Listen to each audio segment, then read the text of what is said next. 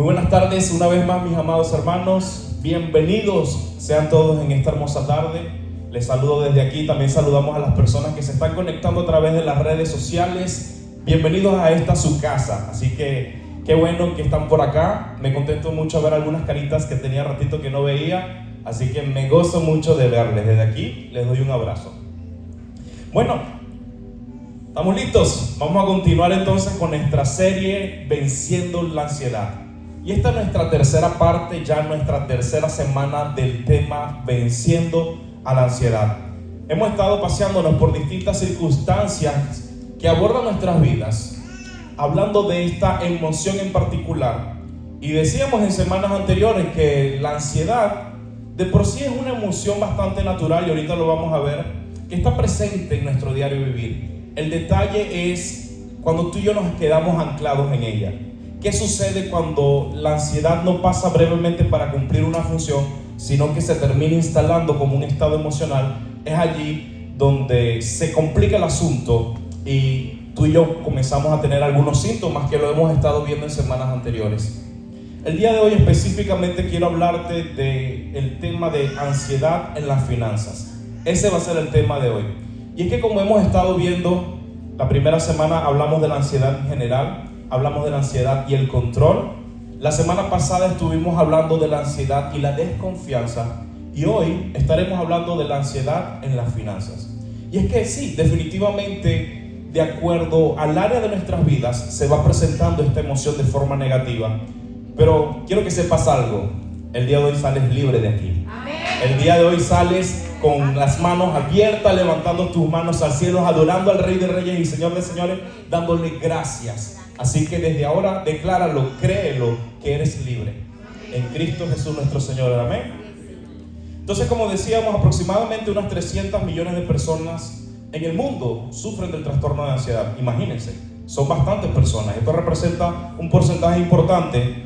Y es que tiene que ver con el estilo de vida, como decíamos, el ritmo acelerado, la sobreexposición a los estímulos digitales, redes sociales, la presión laboral, la incertidumbre global, quizás también la salud, etcétera, etcétera, etcétera. Entonces, la única manera de salir de la ansiedad es teniendo una experiencia con Cristo y no quedándonos en el conocimiento teórico, porque a veces tú y yo conocemos la palabra de Dios. A veces sabemos lo que está escrito allí, conocemos las promesas de mero conocimiento, de teoría, pero el asunto es que tú y yo necesitamos vivirlo en Cristo. Necesitamos caminar con Cristo para poder salir adelante. Vamos a nuestro pasaje central en Mateo capítulo 6. Vamos entonces con la siguiente. Mateo capítulo 6, del verso del 25 al 34. Si lo buscan en su Biblia, lo tenemos acá también. Dice de la siguiente manera: por eso les digo, no se preocupen por su vida, qué comerán o qué beberán, ni por su cuerpo, qué vestirán. ¿No es la vida más que el alimento y el cuerpo más que la ropa? Verso siguiente: miren las aves del cielo, que no siembran ni ciegan, ni recogen en graneros, y sin embargo el Padre Celestial las alimenta. ¿No son ustedes de mucho más valor que ellas? ¿Quién de ustedes, por ansioso que esté, puede añadir una hora al curso de su vida? Y por la ropa, ¿por qué se preocupan? Observen cómo crecen los lirios del campo. No trabajan ni hilan. Pero les digo que ni aun Salomón en toda su gloria se vistió como uno de ellos. Y si Dios así viste la hierba del campo, que hoy es y mañana es echada al horno, ¿no hará Él mucho más por ustedes, hombres de poca fe? Por tanto, no se preocupen diciendo qué comeremos o qué beberemos o con qué nos vestiremos, porque los gentiles o extranjeros buscan ansiosamente todas estas cosas. El Padre Celestial sabe que ustedes necesitan todas estas cosas. Pero busquen primero su reino y su justicia, y todas estas cosas les serán añadidas. Por tanto, no se preocupen por el día de mañana, porque el día de mañana se cuidará de sí mismo. Bástale a cada día sus propios problemas. Gloria a Dios. Vemos en este pasaje a nuestro Señor Jesucristo dando una descripción perfecta de lo que representa la ansiedad en cada una de nuestras vidas. Y es que mencionábamos en semanas anteriores que el tema de la ansiedad es básicamente un estilo de anticipación. Es como que tú y yo nos anticipamos, preparamos nuestro cuerpo se enciende un alerta, repita conmigo, alerta. Se enciende una alarma, una alerta en nosotros, como queriendo decir, hey, cuidado con lo que viene en el futuro, cuidado con lo que va a pasar. Y en nuestra mente, internamente, nos anticipamos negativamente sobre un posible escenario futuro que pueda ocurrir, pero que aún no ha ocurrido, que pueda llegar, pero que aún no ha llegado. Eso es lo que lo diferencia precisamente del miedo. Poníamos en semanas anteriores el ejemplo del miedo. Comparábamos de que cuando vamos para la selva y de pronto vemos un león, allí tú y yo comenzamos a tener algunos síntomas como que nuestras manos temblando, nuestro cuerpo temblando, el pulso se acelera, el corazón late rápidamente, nos preparamos para la huida, nuestros vasos se dilatan y ¡pum!, arrancamos a correr. Una vez que el león se fue y ya estamos a salvo, la emoción del miedo cesa y se aparta. Pero en el tema de la ansiedad ocurre diferente. La ansiedad, imaginemos que vas por el bosque y de pronto comienzas en tu mente, ¿y si me sale un león? ¿Y si aparece un cocodrilo? ¿Y si me pica una culebra o me muerde una serpiente? Y nos anticipamos negativamente y no ha llegado el evento, pero ya nuestro cuerpo se está preparando para ese posible escenario negativo que aún no ha llegado. Así es como actúa la ansiedad en nosotros. Nos anticipamos negativamente y decimos, esto es lo que me va a pasar.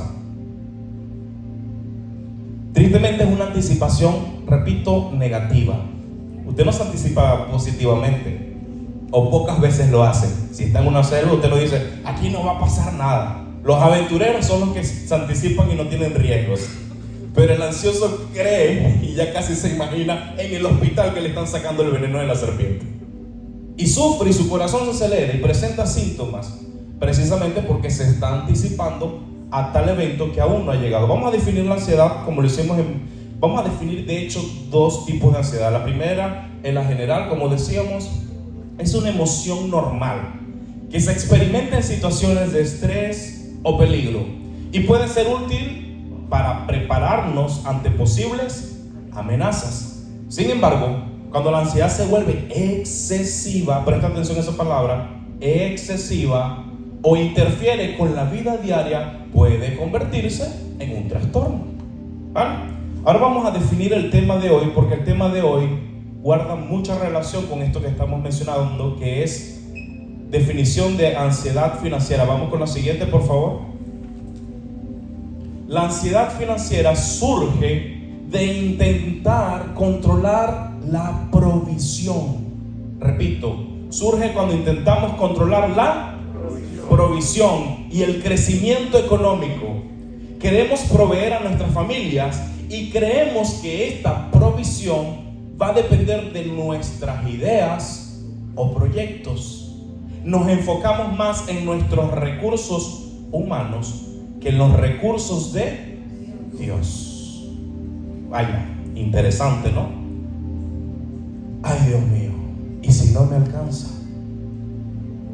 ¿Y si no tengo suficiente dinero? Por ahí va el asunto.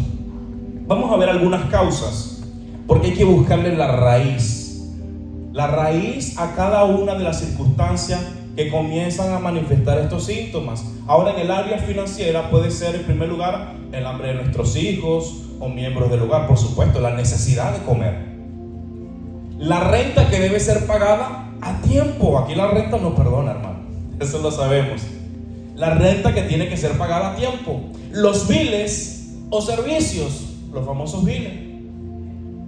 La enfermedad personal, algún tipo de enfermedad que atravesamos o de algún familiar. Las deudas que adquirimos por necesidad o por malas decisiones.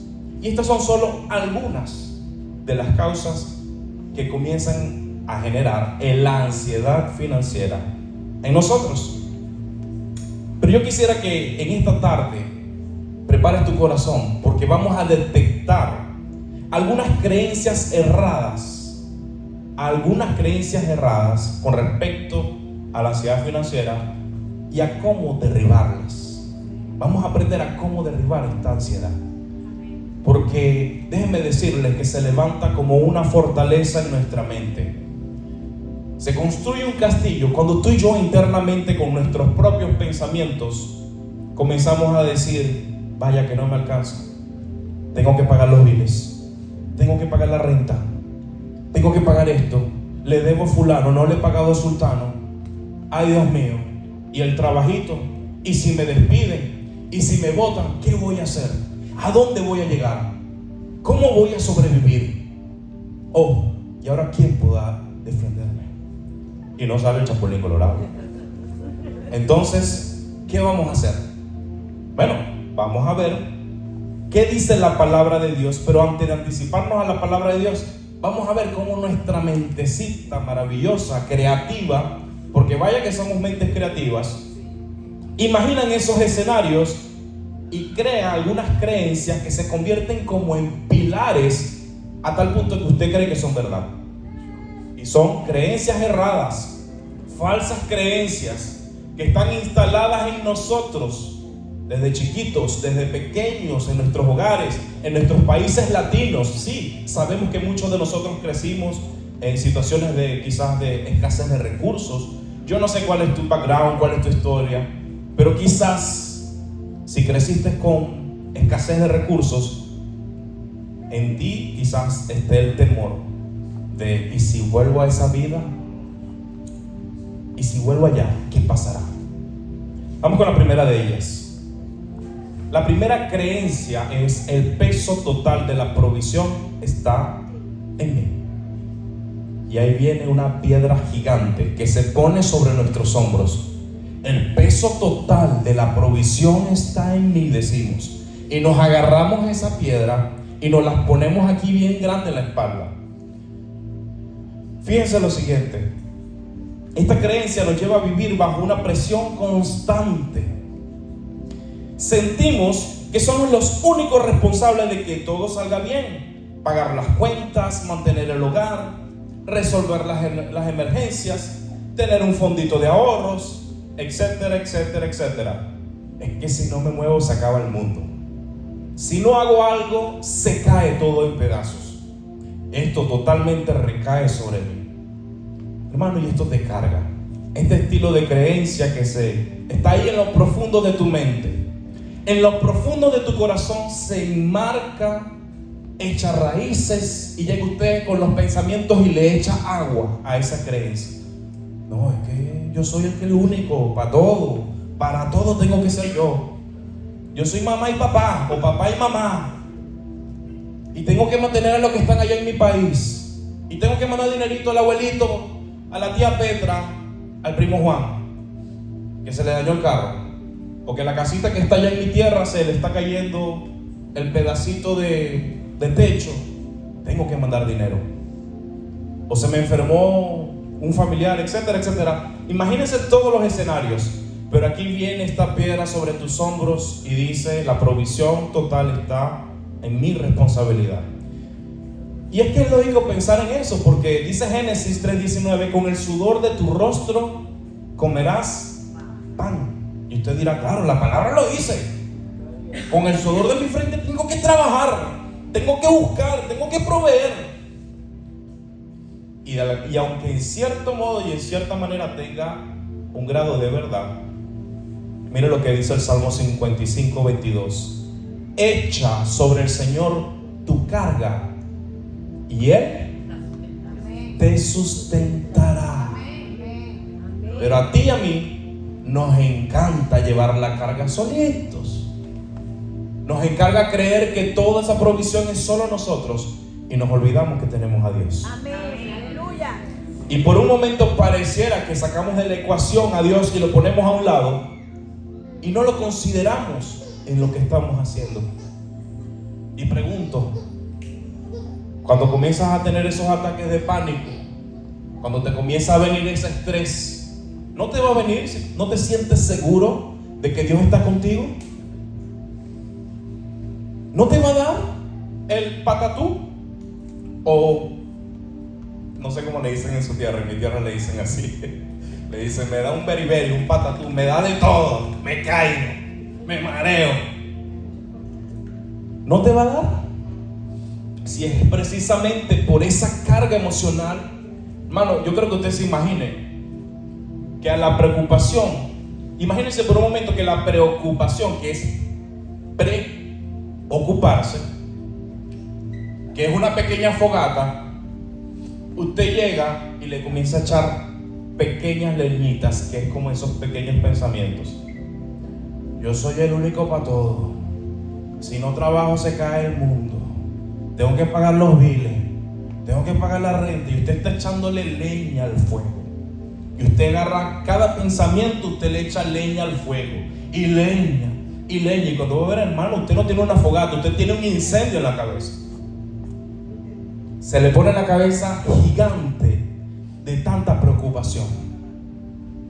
Pero nótense lo que dice esa palabra, no se olvide: echa sobre el Señor tu carga y Él te sustentará.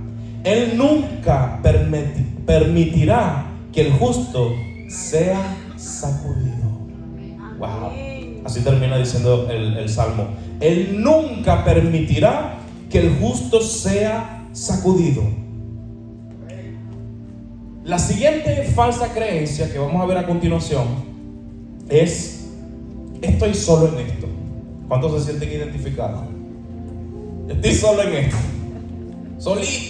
Solito estoy en este asunto.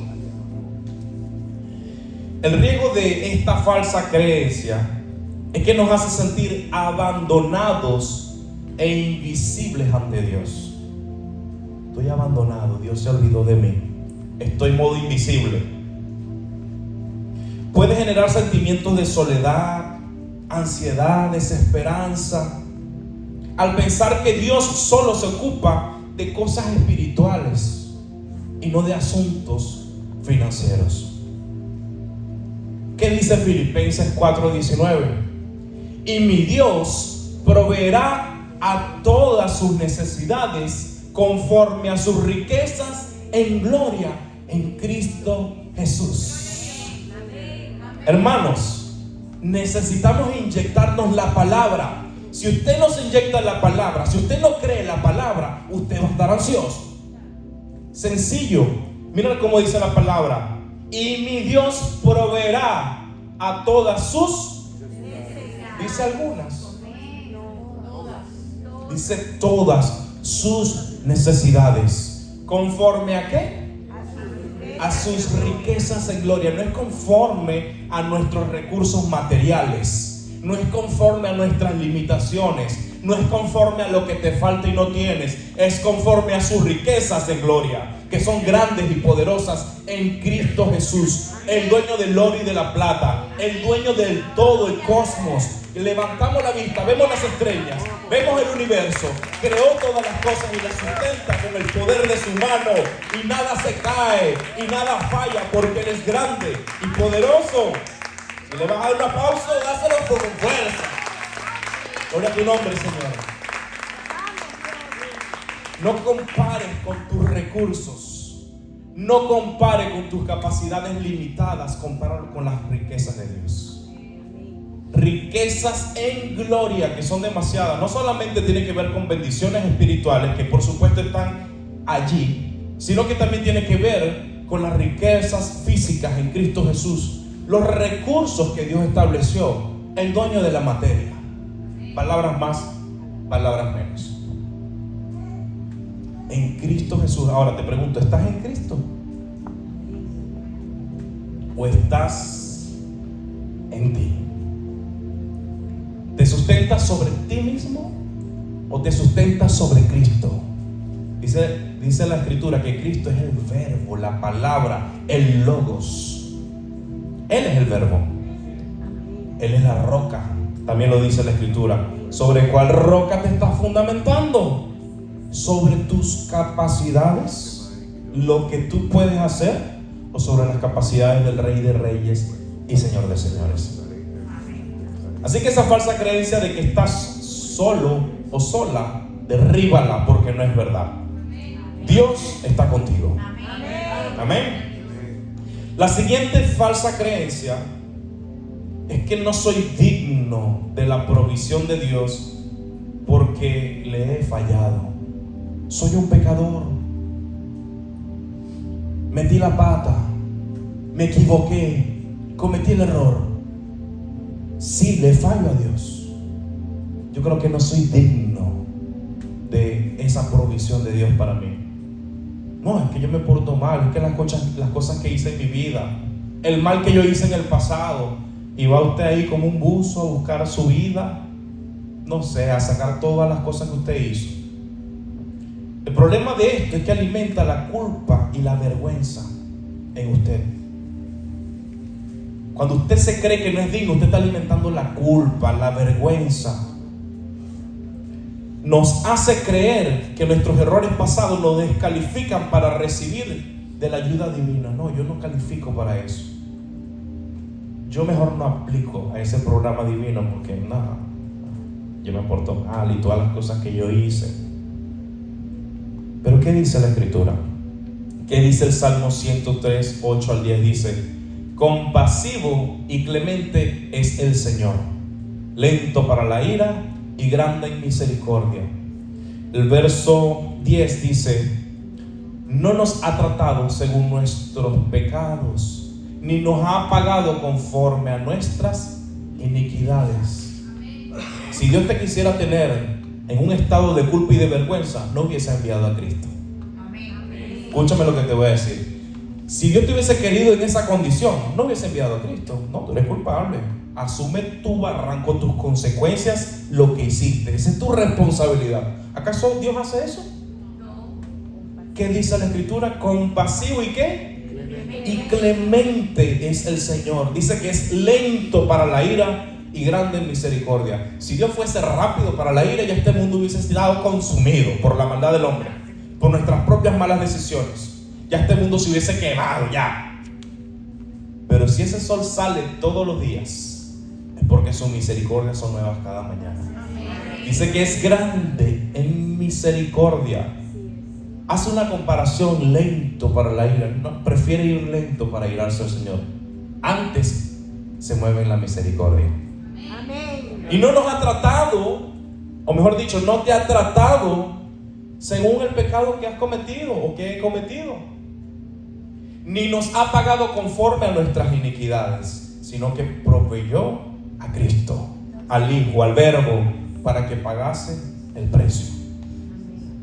Así que derriba esa mentira de que no eres digno para la provisión de Dios y quítala de tu mente, que no tiene sentido.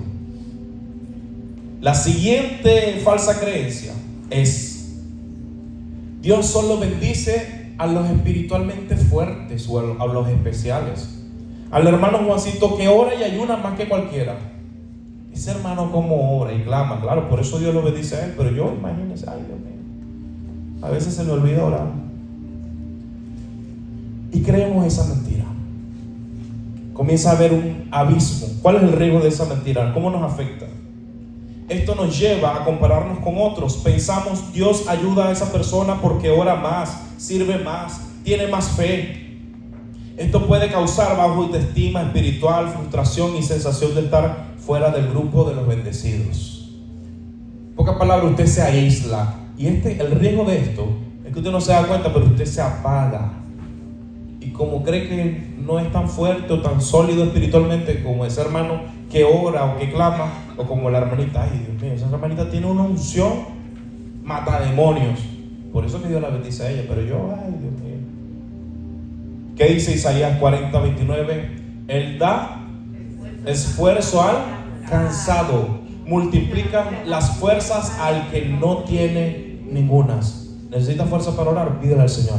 ¿Necesita fuerza para clamar? Ora, clama, como sea, dile: Señor, ayúdame. Yo no sé cómo. Señor, yo leo la Biblia y me enredo, hablo de atrás para adelante y de adelante para atrás. Yo no sé qué voy a hacer. Pero ¿sabes qué? Dios te quiere bendecir, aun y cuando le fallamos. Aun y cuando pienses que quizás no eres suficiente espiritualmente, Él igual te quiere bendecir. Amén. Eso no impide que Dios pueda bendecir tu vida. Porque si fuese así, Cristo no hubiese venido. Amén. Amén. La siguiente falsa creencia, fíjense esta: confiar en Dios para la provisión económica es irresponsable o poco práctico. Yo no sé, ¿cómo eso que Dios? Dios es bueno, sí, pero que Él me pueda bendecir a mí. ¿Será que Dios puede? Yo lo veo como lejos, yo lo veo hasta como fantasioso, como hasta fanático, así como que, no, ¿cómo es eso que Dios me va a bendecir? Y no creemos que Dios pueda hacerlo. Usted mismo le pone límites al Señor y no permite que la bendición de Dios fluya para su vida. Y usted se tranca y dice, no, bueno, es que yo lo veo difícil. ¿Cómo va a ser difícil para el que creó el cielo y la tierra? Para el que creó estos cuerpos, para el que creó la naturaleza, las células, el átomo, la molécula, absolutamente todo lo que creó el Señor. ¿Cómo va a ser difícil para Dios proveerte económicamente? Amén. ¿Qué nos queda? Tenemos que aprender a confiar. Dice Salmo 37:25: no he visto justo desamparado, ni su descendencia que mendigue pan. De alguna manera u otra Dios te va a bendecir. En la forma que usted menos se imagina, Dios lo va a hacer. Ora, clame, no pare, busque su presencia, conéctese, congréguese, manténgase allí. Hermanito, yo estoy aquí, venga al grupo como sea, pero manténgase en comunión, porque si no, como un carboncito que saca usted de la brasa, se apaga. Manténgase encendido en la fe y no permita que nadie le apague la fe. Manténgase firme en Cristo Jesús, porque el Señor no ha visto justo desamparado, ni descendencia que mendigue pan. Como lo vimos ahorita en Mateo 6:33, más primeramente busca el reino de Dios y su justicia, y todas las demás cosas serán añadidas. Es una realidad. Así que no piensen que es algo difícil para Dios, o como que Dios se va a mezclar entre lo material. No, Dios solamente se mueve en el ámbito espiritual. Dios no tiene nada que ver con lo material, no tiene nada que ver con lo que pasa aquí en la tierra. Cambiemos nuestra manera de pensar, porque Él es el que reina y gobierna sobre todas las cosas. Y en la medida que usted permita y usted le crea, en esa medida usted va a ver la mano de Dios en su vida. En la medida que usted abra su corazón y le diga: Señor, yo te permito, Padre, obra en mi corazón, obra en mi familia, yo te creo, Señor. Yo no sé lo que estoy viendo aquí, quizás me está faltando dinero en esta cuenta, algo está pasando, pero tú proveerás, Señor. Tu mano poderosa se manifestará. Confío en tu poder, Señor. Y veremos su mano. El siguiente aspecto es la respuesta de Dios. Ya hemos visto algunas respuestas en la Escritura. Vimos algunas falsas creencias que se instalan en lo profundo de nuestro ser. Así que a partir de hoy, hermano, usted agarre y saque ese árbol que tiene en su mente. Quítele las raíces, pero saque esa falsa creencia desde la raíz. Completo, sáquelo y diga: todo lo puedo en Cristo que me fortalece. Hoy mismo renuncio a estos pensamientos. Yo no sé cómo el Señor va a hacer, pero yo sé que Dios me puede bendecir. Yo no sé qué puerta tiene que abrir, pero ese empleo se abre. Esa oportunidad que estoy orando, el Señor abre esa puerta. El Señor sabe mis necesidades y Dios obrará. Pero si te quedas estancado en el miedo, aunque el Señor está a tu lado, aunque te acompaña, porque Dios nunca te abandona, te vas a quedar allí. Porque hay algo cierto: Dios no se mete con nuestra voluntad. Él mismo, en su soberanía, decidió darle la voluntad a cada persona. Pero si usted le abre la puerta de su corazón y usted le cree y usted deja que Él obre, las cosas van a ser diferentes. Así que camine en fe, porque sin fe es imposible agradar a Dios, dice la Escritura. La respuesta de Dios es que sabemos que todo esto sucedió por causa del pecado. El hombre cayó. Fíjense cómo mencionamos ahorita un pasaje por allí de Génesis. ¿Por qué el hombre tuvo que trabajar? Si tenía el árbol de la vida, pero se antojó del árbol de la muerte. Básicamente eso fue lo que el hombre hizo. Dios le dijo: de todo árbol vas a comer menos de aquel. No, bueno, como que le dijeron: dale, es aquel. Y se fue, pum, ahí vamos tú y yo de cabezones, que nos parecemos a Adán y Eva y nos metemos por donde nos dicen que no nos metamos. Y ahí vamos. Y nos estrellamos por nuestras malas decisiones. Pero eso no resta a que Dios tenga una respuesta. Eso no limita a la misericordia de Dios.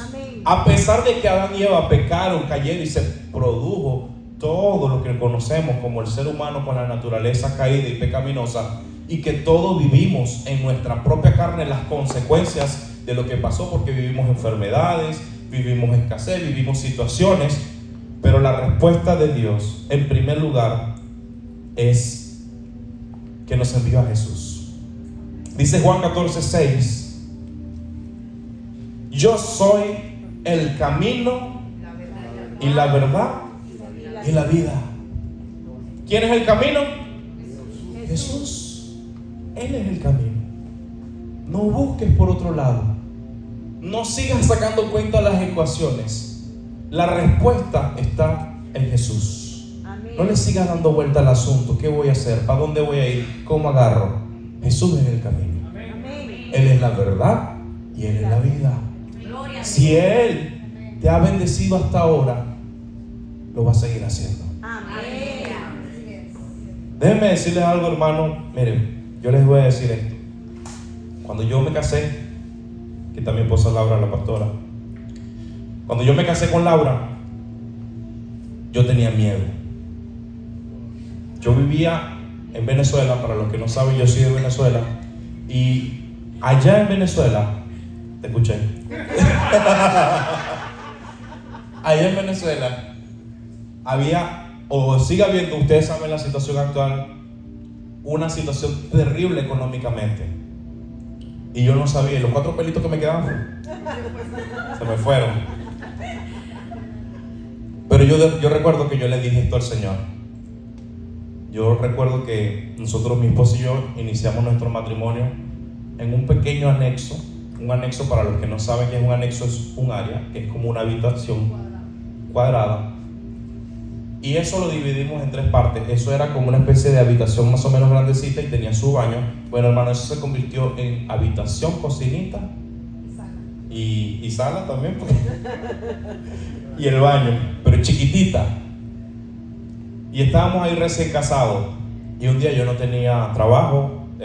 Yo me gradué de abogado en mi país. Y la situación estaba tan difícil que ni clientes, ya los clientes se habían ido. Hermano, yo estaba ahí, en ese lugar. Yo estaba allí, no, y mi papá también es abogado. Y mi papá más bien me daba trabajo. No, tranquilo, hijo, aquí está, mira, aquí está este cliente. Dale ahí, me decía. Pero llegaba un momento que la cosa se ponía cada vez más difícil. Y estaba yo sentado allí. Y tenía tanto miedo que dije: Señor, yo solamente te voy a pedir una cosa. Hice esta oración. Yo miré el refrigerador y yo le dije: Señor, yo lo único que te pido es que en esa nevera nunca falte alimento. Y le puse la mano y dije: Señor, yo te ruego que a esta nevera, a este refrigerador, nunca le falte alimento. Y hasta el sol de hoy no ha faltado nunca ni un solo día. Ahora un aplauso al Señor. Porque Él es fiel. Nunca va a faltar pan en tu casa, hermano. No importa lo que pase, de alguna manera va a llegar la provisión. Si tiene que mover un vecino, lo mueve. Si tiene que venir un hermano, te trae el hermano. Si tiene que mover cuervos, van a venir cuervos. Pero la provisión de Dios va a llegar para tu vida.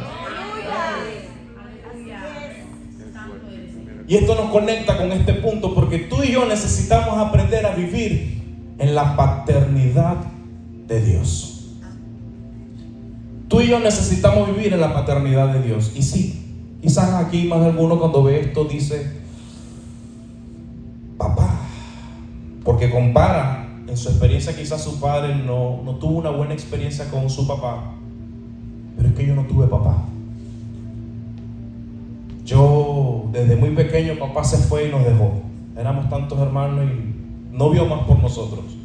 Yo no sé cuál es tu background, cuál es tu pasado, qué sucedió, pero déjame decirte que a pesar de que tuviste quizás alguna mala experiencia, hablando en un caso de que lo hayas tenido, el que no, quizás aquí hay de todo. Sé que hay algunos que otros que dirán: no, yo tuve un padre maravilloso, gloria a Dios por su vida.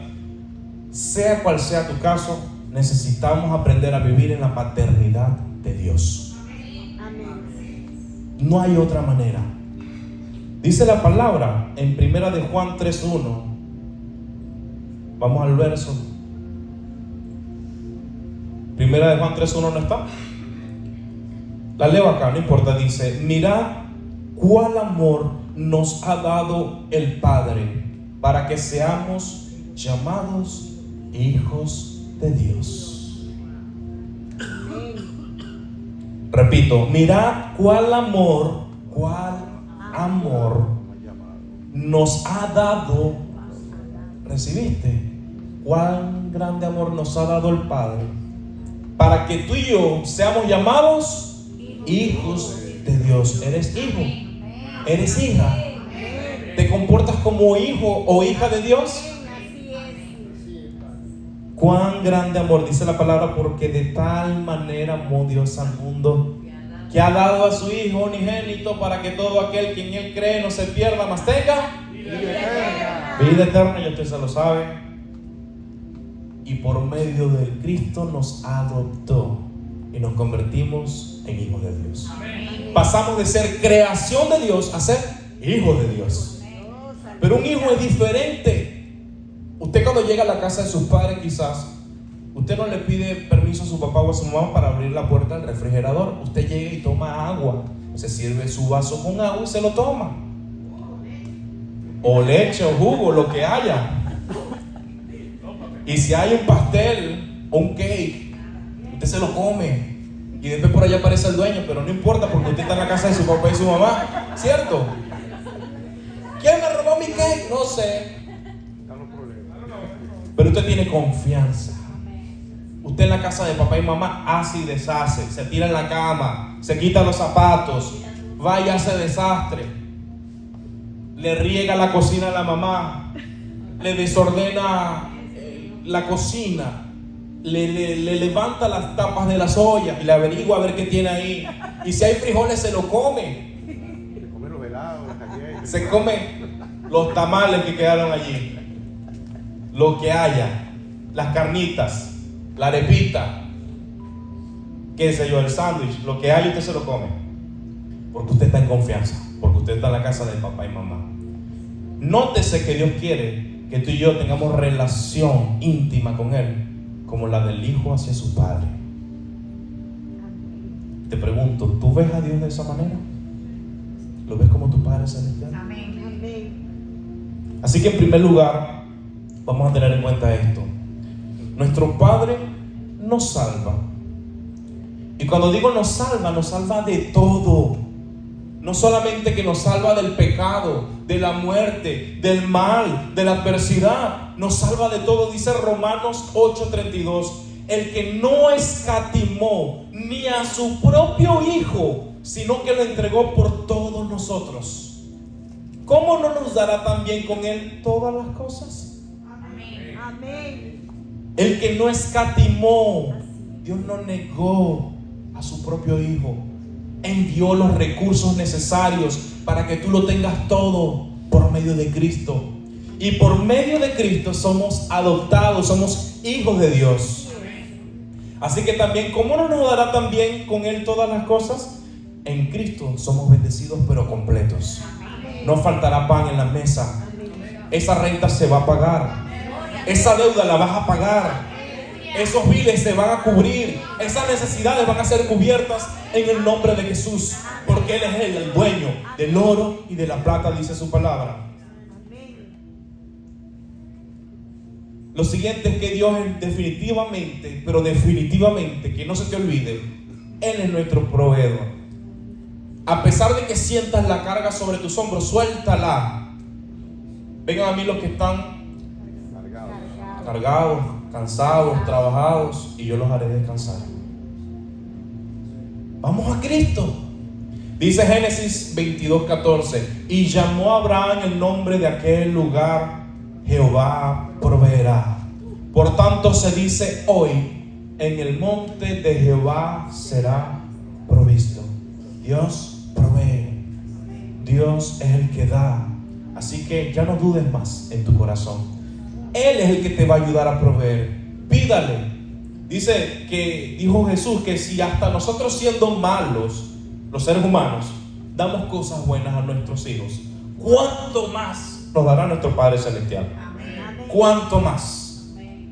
Con mayor razón Dios lo va a hacer. Amén. Lo siguiente de la paternidad de Dios a tener en cuenta es que Dios nos da la confianza a través de su herencia.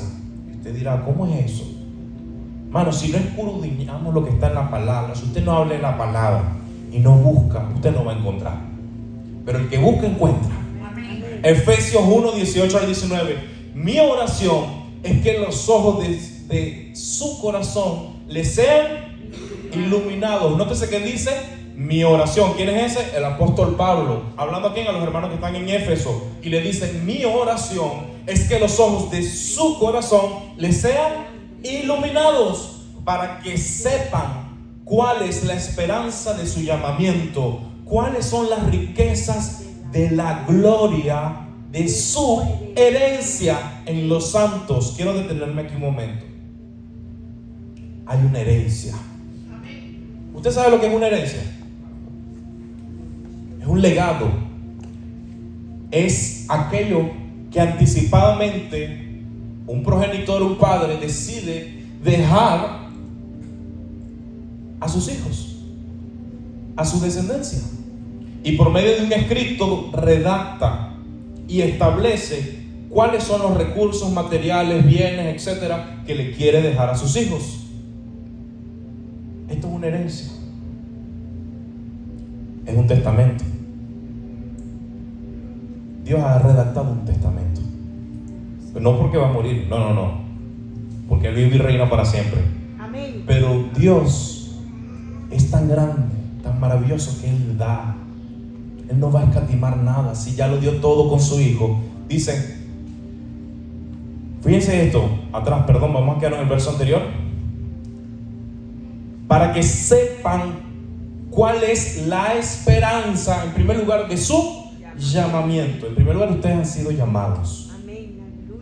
¿Cuáles son las riquezas de la gloria de su herencia? Usted tiene una herencia que el Padre está dando, que el Padre deja. Lo vemos en el Hijo pródigo. Anticipadamente le dio la herencia. Y Jesús hablaba de la paternidad de Dios, del carácter de Dios como Padre. Entonces, llamamiento, herencia. Vamos al siguiente pasaje, verso 19. ¿Y cuál es la extraordinaria grandeza? Miren cómo magnifica el apóstol Pablo la extraordinaria grandeza de su poder para con nosotros los que creemos, conforme a ¿qué? A la eficacia de la fuerza de su poder. Llamamiento, herencia y el poder que tenemos para recibir la bendición de Dios. El enemigo quiere robarte eso. Sí, Satanás, las tinieblas, te quiere robar la paz. Te quiere decir, no, tú no vas a poder, no lo vas a lograr, tú no vas a pagar esa deuda jamás y nunca. Mira cómo estás endeudado, mira todo lo que debes. ¿Cuándo vas a salir de ahí? Olvídate, tú eres un perdedor, tú no puedes, Dios se olvidó de ti, estás solo en esto. Eso es lo que quiere el enemigo, disparar esas flechas a tu mente. ¿Vas a permitir que las tinieblas reinen en ti o que Cristo reine en ti? Hermano, usted levántese y usted derribe, y dice la palabra, llevando todo pensamiento cautivo a la obediencia en Cristo Jesús. Hermano, meta preso esos pensamientos, llévelos cautivos a todo cautiverio y somete esos pensamientos a Cristo. Somete esos pensamientos a Cristo. Así es. E inmediatamente vas a ser libre de toda esa mentira que Satanás te quiso meter en la cabeza.